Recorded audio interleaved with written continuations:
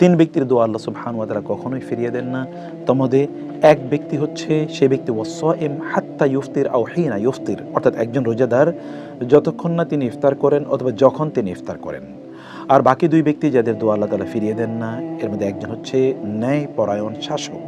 আপনি যদি কোনো শাসন কার্যে থেকে থাকেন, তাহলে আপনাকে ন্যায়পরায়ণতার ভিত্তি করে যদি আপনি শাসন কার্য পরিচালনা করেন, আল্লাহ তাআলা আপনার দোয়া কবুল করে নেবেন এবং আপনার কারণে আল্লাহ তাআলা সেখানে বারাকা দিয়ে পূর্ণ করে দেবেন। ৩ নম্বরে ওই ব্যক্তির দোয়া আল্লাহ তাআলা প্রত্যাখ্যান করেন না যেই ব্যক্তি মাজলুম, এবং রাসূল সাল্লাল্লাহু আলাইহি ওয়াসাল্লাম বলেছেন আল্লাহ তাআলা মেঘমালার উপরে তার দোয়া তুলে নেন। আবার অন্য হাদিসে সে তার মাঝে এবং আল্লাহ সুবহানাহু ওয়া তাআলার মাঝে কোনো ব্যবধান থাকে না। এই কারণে আপনি মাজলুম হলে আল্লাহর কাছে দোয়া করলে আল্লাহ সুবহানাহু ওয়া তাআলা আপনার দোয়া কবুল করে নেবেন।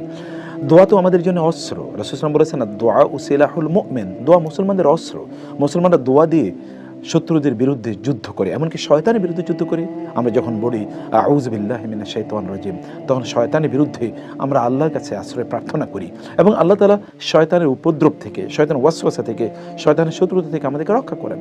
আমরা যখন বিভিন্ন ধরনের ক্ষতিকারক জিনিস থেকে আল্লাহর কাছে দোয়া করি আউযু বিকালিমাতিল্লাহি তাম্মা মিন শাররি মা খালাক, তখন দিনভর আল্লাহ তাআলা আমাদেরকে ক্ষতিকারক বিভিন্ন জিনিস থেকে আল্লাহ তাআলা রক্ষা করেন, বিপদ আপদ থেকে আল্লাহ তাআলা রক্ষা করেন। আমরা যখন বলি